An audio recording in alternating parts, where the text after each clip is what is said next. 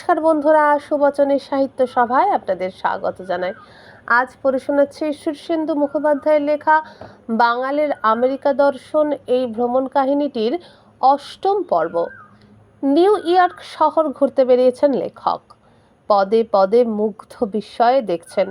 তবে হ্যাঁ, এই মুগ্ধতার অন্য দিকগুলোও যে আছে সেটা জানাতেও কিন্তু ভুলছেন না। গাড়ি বহু দূরে পার্ক করা আছে, সুতরাং হাঁটার পাল্লাটা বেশ দীর্ঘ। একটু ঘুরে ফিরে সেই সুটকেসের দোকানটিতে ফের হানা দিলাম, কিন্তু আমাদের আগ্রহ দেখে দোকানদার অম্লান বদনে দাম বাড়িয়ে দিয়ে বলল, না না, $45। আমি ভুল বলেছিলাম, ওটার দাম আসলে $75। দাম নিয়ে বিস্তর ঝোলাঝুলি হতে লাগলো ধ্রুবর সঙ্গে দোকানদারের। আমি দর্শক মাত্র, তবে বুঝতে পারছি দোকানদার অতিশয় ঘোরেল এবং লোক সুবিধের নয়। তবে দোকানটি অতিশয় সমৃদ্ধ। শোকেসে যে পরিমাণ জিনিস সাজানো তাতে রীতিমতো অবাক হতে হয়। বেশিরভাগই দামি জিনিস, ক্যামেরা, কলম, ইলেকট্রনিক্স। দোকানদাররা ইউরোপীয়, অতিশয় সুদর্শন। ব্যবসাটা সম্ভবত পারিবারিক, কারণ একই ধাঁচের চেহারার বেশ কয়েকজন দোকান সামলাচ্ছে। বাক যুদ্ধ দেখতে দেখতে ক্লান্ত আমি পিছনের দিকে কাউন্টারে হেলান দিয়ে দাঁড়িয়েছিলাম। হঠাৎ কানের কাছে কে যেন ফিসফিস করে বাঙাল ভাষায় জিজ্ঞেস করলো, দাদা কি বাংলাদেশ থেকে আইছেন? একটু চমকে গিয়ে পিছন ফিরে দেখি 20-22 বছরের এক তরুণ, দোকানেরই কর্মচারী। বললুম, দেশ ঢাকা, তবে কলকাতা থেকে আসছি। আপনি? বাংলাদেশি। এখানে কি করছেন? কাম করি। মুখখানা মলিন এবং চোখ দুখানা ক্রুদ্ধ। বুঝলাম এই দোকানে এই বাঙালি ছেলে সুখে কাজ করছে না।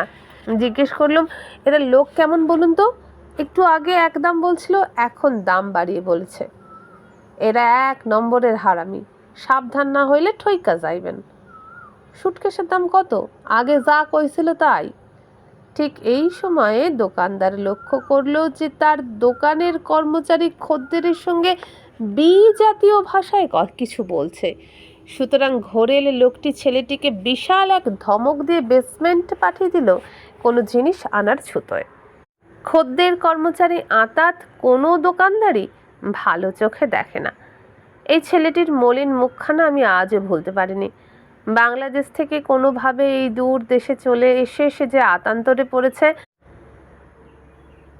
তা তার চাউনিতে, মুখের রেখায় স্পষ্টতই বোঝা যাচ্ছিল।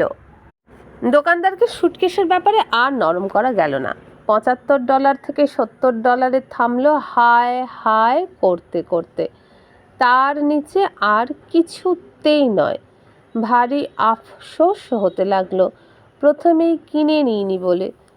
আমার কলম কেনার সাংঘাতিক এক নেশা আছে। যেটুকু লেখালেখি করি তাতে 2-4টে কলমই যথেষ্ট, কিন্তু আমার নেশাটা সংগ্রহের। ফলে বেশ কিছু কলম জমে গেছে, তবু নেশাটা যায়নি। এখনও ভালো কলম দেখলে চোখ কান বন্ধ করে কিনে ফেলি। এই দোকানের শোকেসে সাজানো মবলা, সেফার্স এবং অন্যান্য মহার্ঘ কলমের চমৎকার সমাবেশটি দেখে লোভাতুর হয়ে উঠেছিলুম বটে, কিন্তু প্রাইস ট্যাগে চোখ পড়তেই আর এগোতে পারলাম না। বেশিরভাগ কলমেরই দাম $100 ওপরে। সুটকেস হতাশ আমরা অগত্যা দোকান থেকে বেরিয়ে পড়লাম। নিউ ইয়র্কে সুটকেসের কিছু অভাব নেই। অজস্র দোকান, অঢেল সওদা, কিন্তু কোথাও স্যামসোনাইট সুটকেস অত কম দামে পাওয়া গেল না। ধ্রুবরও ব্যবসার কাজে 2টো সুটকেস কেনা দরকার, কাজেই আমরা হন্যে হয়ে অনেক খুঁজে বেড়ালাম। একটা সময় হাল ছেড়ে দিয়ে আমরা এমনিই ঘুরে ফিরে বেড়াতে লাগলাম। নগর পরিকল্পনা যারা করেছিলেন তাদের দূরদৃষ্টির তারিফ নানা কারণেই করতে হয়। নিউ ইয়র্কে পঙ্গু এবং হুইল চেয়ারবান লোকের সংখ্যা প্রচুর। পঙ্গুর সংখ্যা যে আমাদের দেশে কম তা নয়, কিন্তু তাদের ভাগ্যে হুইল চেয়ার জোটে না, এই যা। এদের জোটে।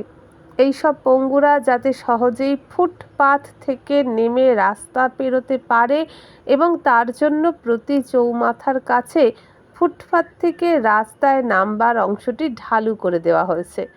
হুইল চেয়ারে করেই অনায়াসে বাসেও উঠে যাওয়া যায়, তার জন্যও সুচারু ব্যবস্থা রয়েছে। দেশটা বাইরে থেকে যতটা ঝাঁ চকচকে তা মুগ্ধকর বটে, কিন্তু এই যে প্রতিটি মানুষের জন্যই মানবিক চিন্তাভাবনার প্রকাশ দেখেছি, সেটা আরও মুগ্ধকর। রাস্তায় হঠাৎ লাঞ্চের ভিড় নেমে এলো। খাবারের দোকানগুলো গিজগিজ করতে লাগলো খদ্দেরে। ফুটপাতেও ফলের দোকানে জমে গেল লোক, আমাদের ডালহৌসি পাড়ার মতোই। কিন্তু তফাৎ আছে, বেশ বড় তফাৎ। আমেরিকা আয়তনে ভারতের 3 গুণ, হেসে খেলে হবে। আর জনসংখ্যা 3 ভাগের 1 ভাগ হলেই ঢের। তাই গোটা দেশটায় নির্জনতা বা জনহীনতা বড্ড বেশি। যত শহরে বা জনপদে গেছি বেশিরভাগই ভারী জনহীন মনে হয়েছে। ফলে নিউ ইয়র্কের জনবন্যা আমেরিকার প্রকৃত চিত্র নয়। নিউ ইয়র্কের সঙ্গে বাদবাকি আমেরিকার এটাও একটা পার্থক্য। আর জনস্রোত কি বিচিত্র! 7th অ্যাভিনিউ আর 42nd স্ট্রিটের চৌমাথার কাছাকাছি যে হাঁটুর কাছে ছেঁড়া জিন্স আর নিতান্তই অজুহাতের মতো একখানা বক্ষাবরণ পরা সুন্দরী মেমসাহেবটি দাঁড়িয়ে দাঁড়িয়ে কিছু একটা উদাসভাবে চিবোচ্ছে, তাকে দেশের রাস্তায় পথে ঘাটে দেখলে আমাদের কর্ণমূল রাঙা হয়ে উঠত লজ্জায়। এখানে হলো না, কারণ আশেপাশে পথচলতি মহিলাদের অঙ্গবস্ত্রও সামান্য। অনেকেই লুক থ্রু জামা পরে ঘুরে বেড়াচ্ছেন। গরমটাও পড়েছে। পুরুষদের পোশাকও নিতান্তই সাদামাটা। হাফ প্যান্ট পরা লোকের সংখ্যা 50%। টাই পরা লোক চোখে পড়ছে না। স্যুট টাই পরা লোক যে নেই তা নয়, তবে ইনফর্মাল পোশাক পরা লোকের সংখ্যা বহু গুণ বেশি। হাঁটতে হাঁটতে যাচ্ছি। দোকানে দোকানে চলছে খাওয়া দাওয়া, কেনাকাটা। আমেরিকার জাতীয় খাদ্য কি, এই প্রশ্নের জবাবে কেউ যদি বলেন হ্যামবার্গার বা হটডগ, তবে তিনি যথার্থ। মাঝখানে একখানা গোমাংসের ভর্জিত চাকা, ওপরে ও নিচে 2টো মস্ত বান রুটির চাকা, এই হলো হ্যামবার্গার। সঙ্গে ড্রেসিং বা শাক পাতা থাকতে পারে। আবার ডাবল বা ট্রিপল ডেকার অতিকায় হ্যামবার্গারও আছে। হট ডগ প্রায় একই বস্তু, তবে আকার লম্বা। কোথাও কোথাও দৈর্ঘ্য 1 ফুট অবধি হয়। দামও বেজায় সস্তা। একখানা খেলেই ভর পেট হয়ে গেল। আগেই বলেছি, আমেরিকার সব জিনিসই বড় মাপের। একখানা স্বাভাবিক সাইজের হ্যামবার্গার বা হট ডগও এত বড় যে আমাদের মতো মানুষকে একটু অবাক হতেই হয়। এই দুটি খাদ্য আমেরিকায় জনপ্রিয়তার একেবারে শীর্ষে রয়েছে। ড্রেসিং হিসেবে এর সঙ্গে 1 বাক্স আলু ভাজা নিলে ব্যাপারটা আরও মুখরোচক হয়। আমেরিকার আলু ভাজার কথাটা এই বেলা বলে নেওয়া ভালো। একটা মোটা করে কাটা আলুর ফিঙ্গার চিপস আমেরিকার সর্বত্র সারাক্ষণ বিক্রি হচ্ছে। কোনো জিনিস এরকম ঝোটেতে বিক্রি হয় তা চোখে না দেখলে বিশ্বাস করা কঠিন। আর সেই আলু ভাজার গুণবর্ণনাই বা করা যায় কিভাবে? একটু চ্যাপ্টা মতো মাঝারি মাপের একটা বাক্স ভর্তি করে উপচানো আলু ভাজা একেবারে গনগনে গরম অবস্থায় পাওয়া যায়। তার স্বাদ আমাদের ঘরোয়া আলু ভাজা বা পটাটো চিপসের মতো নয়। সামান্য নুন ও যৎ সামান্য মশলা ছেটানো থাকে। খেতে অপূর্ব। খোঁজ নিয়ে দেখেছি এটি চর্বিতে ভাজা নয়, কর্ন অয়েল বা ওই জাতীয় ভোজ্য তেলে ভাজা। মজা হলো এটি অনেকক্ষণ মুচমুচে থাকে, নেতিয়ে পড়ে না।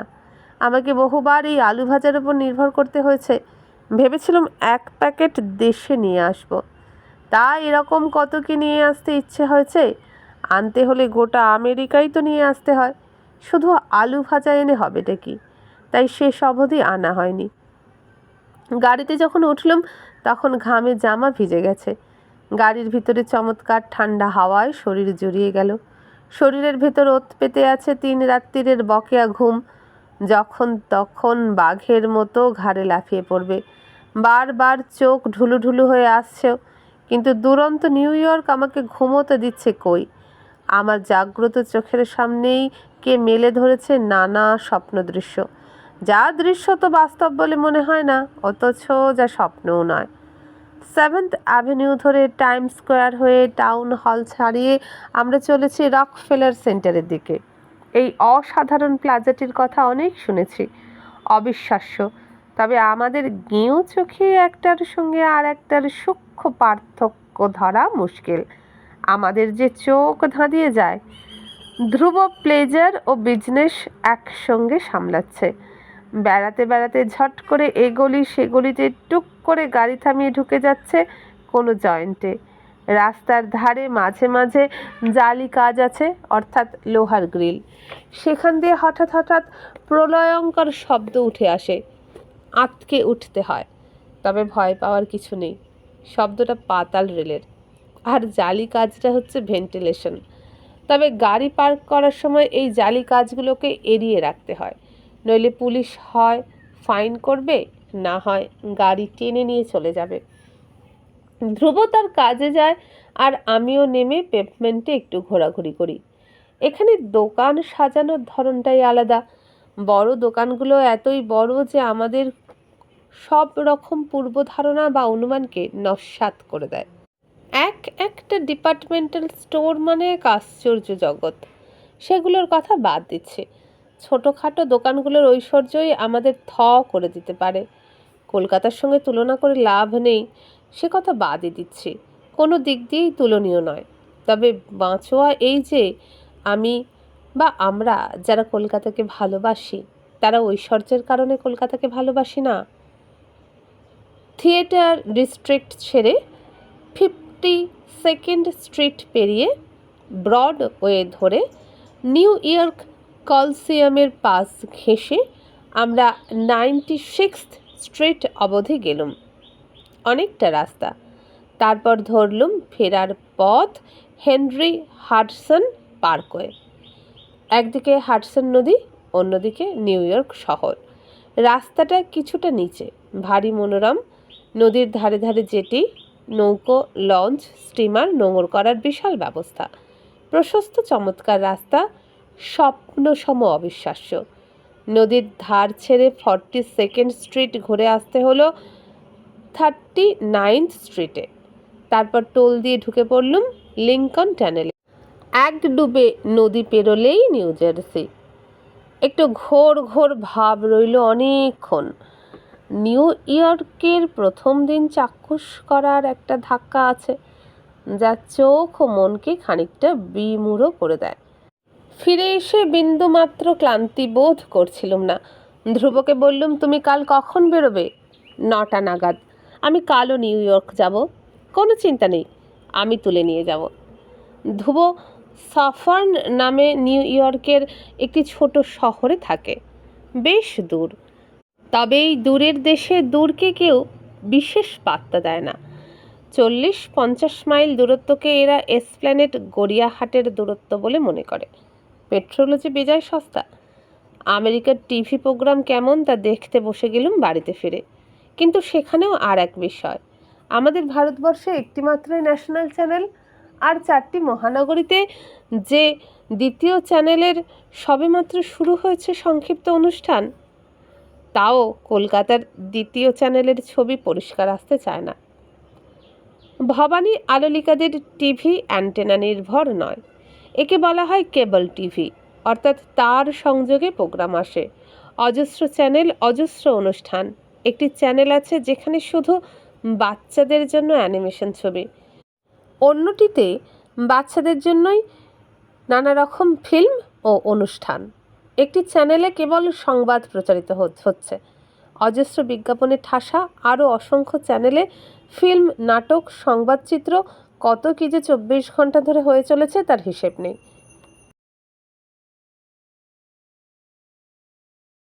সংবাদ প্রচারের পদ্ধতিটি ভারী অভিনব।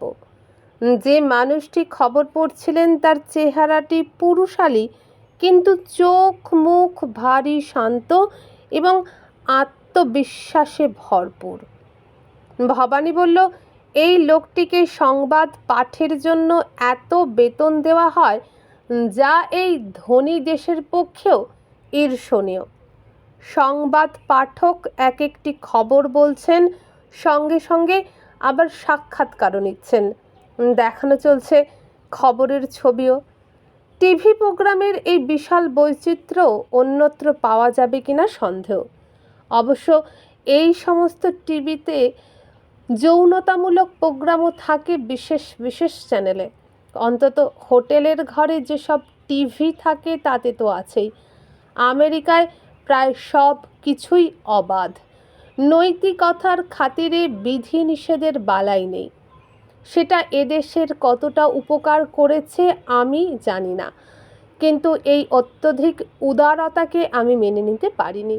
এর প্রয়োজন আছে বলেও মনে হয়নি। রিমোট কন্ট্রোলে চ্যানেলের পর চ্যানেল বদলে হাত ব্যথা হয়ে গেল। প্রোগ্রামের শেষ নেই।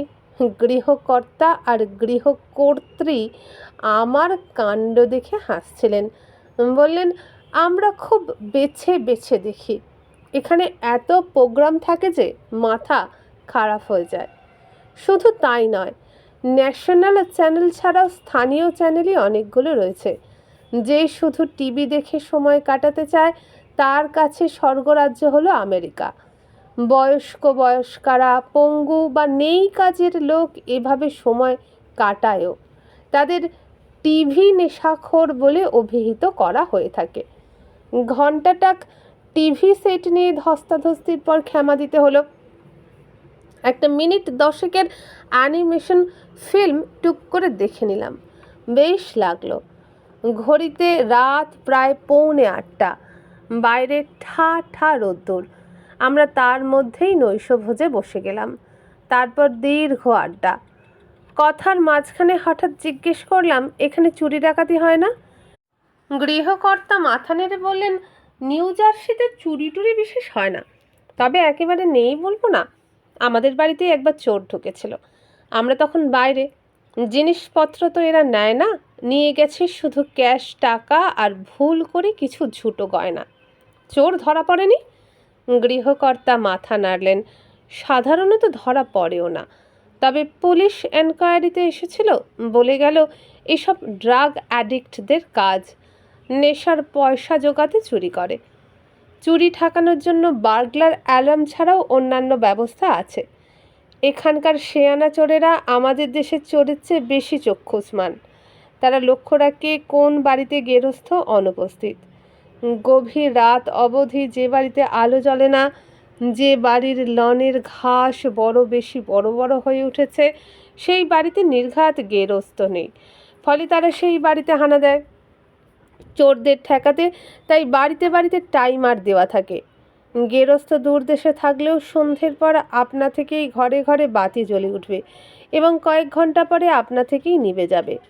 আর লনের ঘাস নিয়মিত কাটবার জন্য আজকাল এজেন্সি আছে। টাকা দিয়ে চুক্তি করে নিলে সপ্তাহে একবার তাদের লোক এসে ইলেকট্রিক যন্ত্রে ঘাস কেটে দিয়ে যায়। তা সত্ত্বেও যে চুরি ঠেকানো যায় তা নয়। মাদকাসক্তরা তবু মাঝে মাঝে হানা দেয়। সুতরাং আকছার না ঘটলেও চুরি এবং চোর সম্পর্কে চাপা টেনশন আছেই। আমেরিকায় আগ্নেয়াস্ত্র প্রায় অবাধেই কেনা যায়। চোরেরা তাই সশস্ত্র হতেই পারে। সুতরাং আমেরিকা খুব নিরাপদ জায়গা বলে মনে করলে ভুল হবে। বেশ একটু রাত করেই বেসমেন্টে ঘুমোতে গেলাম। শরীর ভরা ঘুম, কিন্তু বিছানায় শোয়ার 2-3 ঘন্টা পরেই আবার ঘুম ভেঙে গেল। জেট ল্যাগের ঠেলা বেশ বুঝতে পারছি। এদিকে আমি এসেছি কিনা তা জানবার জন্য বাড়িতে অনেকে টেলিফোন করে খোঁজ খবর নিচ্ছেন রোজ। দ্বিতীয় রাতে ঘুমোতে যাওয়ার কিছু আগে ফিলাডেলফিয়া থেকে ফোন করলেন ডক্টর সুশীল দাশগুপ্ত। গলা শুনেই বুঝলুম রসিক ব্যক্তি। বললুম, একটু সময় করে ফিলাডেলফিয়ায় আসুন, এখানে অনেকেই আপনাকে মিট করতে চাইছেন। আমি বঙ্গ সম্মেলন থেকে আপনাকে নিয়ে আসব। ফিলাডেলফিয়া সম্পর্কে আমার আগ্রহ ছিল, কাজেই বললাম রাজি, তবে বেশি আটকে রাখবেন না। না, তা রাখবো না, 1-2 অন্তত থাকতেই হবে। এখানে যা দেখার তা দেখিয়ে দেব। সুশীলদার কথা আগেও লিখেছি, চমৎকার মানুষ। ফোন এলো তনুশ্রীর। সে বলল, কলম্বাসে আপনাকে আমি আনবই। আরও নানাজনের ফোন এলো। সবাই তার বাড়িতে নিয়ে যেতে চায়। আমারও আগ্রহ হচ্ছে, কিন্তু আমেরিকা খুব বেশি দিন থাকা সম্ভব নয়। দেশে ফিরে আমাকে পুজোর লেখা শেষ করতে হবে। আছে আরও নানা দায়িত্ব। তবু কাউকে সরাসরি না করতে পারলাম না। চেষ্টা করব, দেখা যাক ইত্যাদি বলে ঝুলিয়ে রাখলাম। দ্বিতীয় রাতে মাঝপথে ঘুম ভাঙলেও ভাঙা ঘুম আবার জোড়া লাগলো। তবে ঘুম ভাঙল বেশ ভোরে। প্রাতঃকৃত্য এবং পুজো পাঠ সেরে প্রথম দিনের মতোই আবার বাইরে এসে দাঁড়ালুম।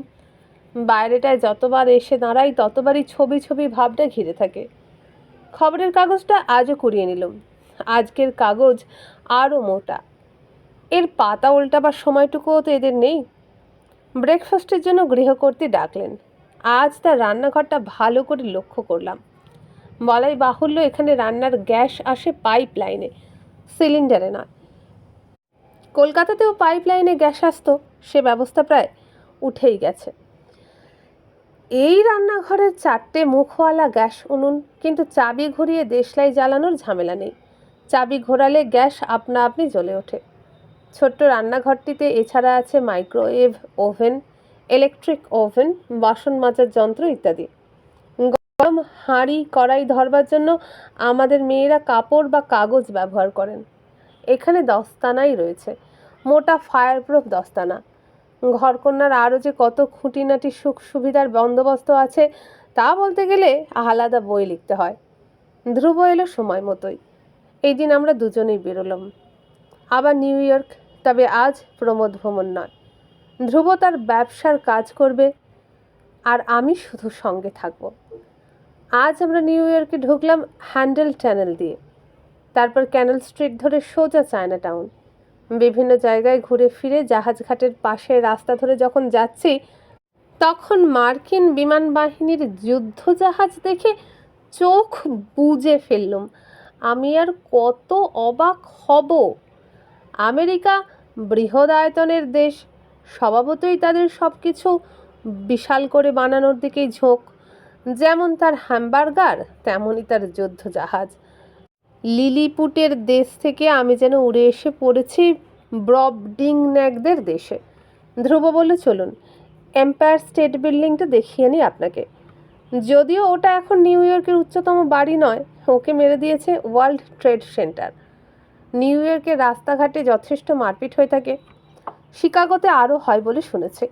মাঝে মাঝে সাধারণ মারপিট খুন জখমে দাঁড়িয়ে যায়। মারপিটে যদি অংশভাগী না হতে হয় তাহলে নিরাপদ দূরত্ব থেকে ব্যাপারটা দেখতে মন্দ লাগে না, অবশ্য যদি রক্তপাত না ঘটে। মারপিটের ভিতরে হিংস্রতা অবশ্যই আছে, কিন্তু পৌরুষও আছে। আর ব্যাপারটা আদিম ও ধারাবাহিক বলেই বোধহয় মানুষকে আকর্ষণও করে। নিউ ইয়র্কে দ্বিতীয় দিনে আমার চোখের সামনে এক জম্পেশ মারামারি ঘটে গেল। আমার সঙ্গী ধ্রুব ব্যাগের কারবারি। বিভিন্ন পাইকারি দোকানে সে ভারতবর্ষে তৈরি তার ব্যাগ সরবরাহ করে থাকে।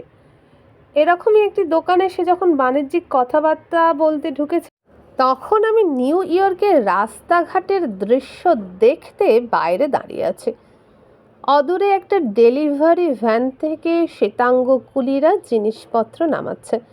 আমার সামনে কয়েকজন চীনা মানুষ ফুটপাতেই বসে আড্ডা মারছে। পাড়াটি চীনা অধ্যুষিত এবং পুরোপুরি ব্যবসায়িক পরিবেশ। চারিদিকে যথারীতি দীর্ঘ দীর্ঘ অট্টালিকা। তবু দুপুরের খাড়া রোদ একেবারে সোজাসুজি এসে ভাজা ভাজা করছে এদিককার ফুটপাতটা। তুমুল গরম আর রোদে ঘেমে যাচ্ছি, কিন্তু তবু দাঁড়িয়ে হাঁ করে যত দূর এবং যতটা দেখা যায় দেখে নিচ্ছি। আচমকাই মারপিটটা লাগলো ডেলিভারি ভ্যানের লোকেদের সঙ্গে দোকানদারদের। দুপক্ষই বিশেষ রকমের স্বাস্থ্যবান, ফলে হুড়োহুড়িটা মুহূর্তের মধ্যে শুঙ্গ উপশুঙ্গের লড়াইতে দাঁড়িয়ে গেল। মনে পড়ে বেশ কিছুকাল আগে কলেজ স্ট্রিটে একটা মারপিট দেখেছিলাম। একজন লোককে আরও 3জন পেটাচ্ছে, কিন্তু মারকুট্টারা এতই ক্ষীণতনু এবং দুর্বল যে 10-12টা ঘুষিতেও লোকটার কিছু হলো না, অর্থাৎ তেমন কিছু হলো না। আমাদের দেশের সাধারণ মানুষেরা, অর্থাৎ যারা গুন্ডা বা মস্তান নয় বা যারা মুষ্টি যুদ্ধ টুদ্ধ জানে না, তাদের মারপিটের কৌশলও অধিগত নয়। উপরন্তু গরিব দুর্বল বলে তাদের মারেরও জোর নেই। নিউ ইয়র্কের মারকুট্টারা সেই অর্থে দুর্বল নয়, এটা ঘুষোঘুষির তীর্থক্ষেত্র। স্ট্রিট ফাইটিং মার্কিন জীবনধারার একটি অংশবিশেষ। কালো মানুষদের বসতি অঞ্চলে শরীরের প্রাধান্যই বেশি। হার্লেম বা 14th স্ট্রিটে আচমকা মারপিট, ছুরি বা আগ্নেয়াস্ত্রের প্রকাশ সহজেই ঘটে। মার্কিন মারপিটটা আমি খানিকটা সভয়ে এবং খুব মনোযোগের সঙ্গে প্রত্যক্ষ করলাম।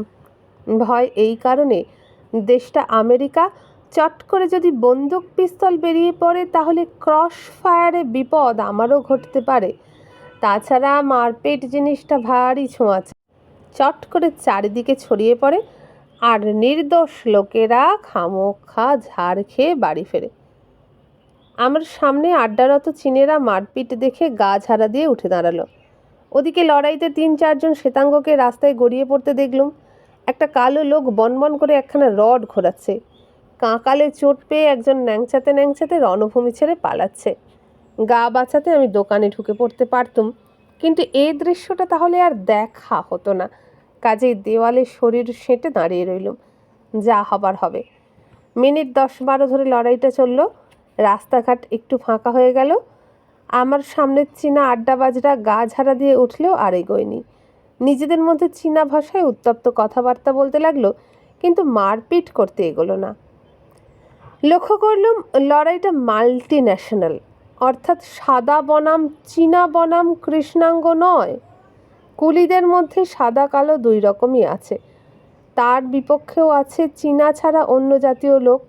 সুতরাং একটা প্রবল রকমের হচপচ। মারপিটটা থামলো, যেমন লেগেছিল তেমনই, আচমকা। তারপরেই দেখলুম কুলিরা ধপাধপ গাড়ি থেকে মাল নামিয়ে দোকানে ডেলিভারি দিচ্ছে, যেন কিছুই ঘটেনি।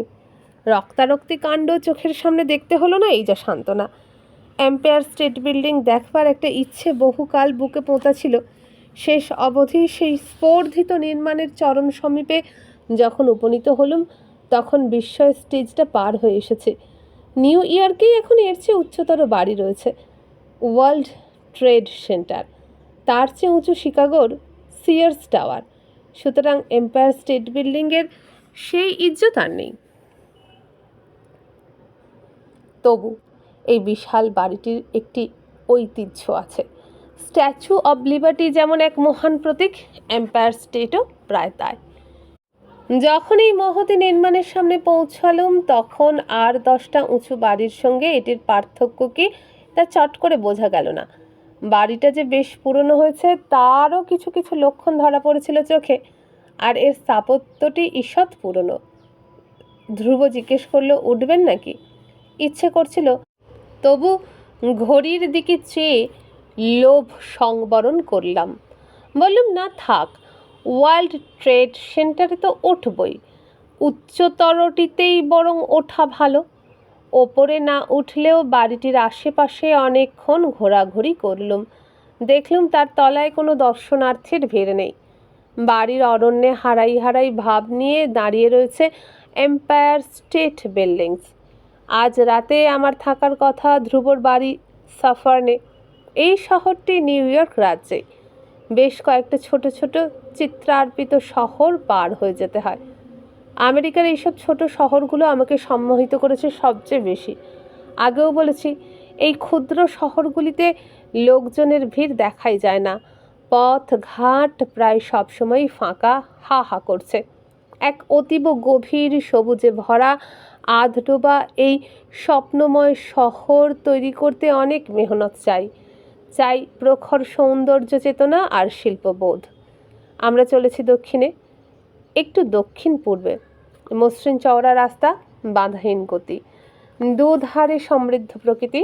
মাঝে মাঝে ঝাঁ করে চলে আসছে এক একটা শহর। কত হবে এই সমস্ত শহরের জনসংখ্যা?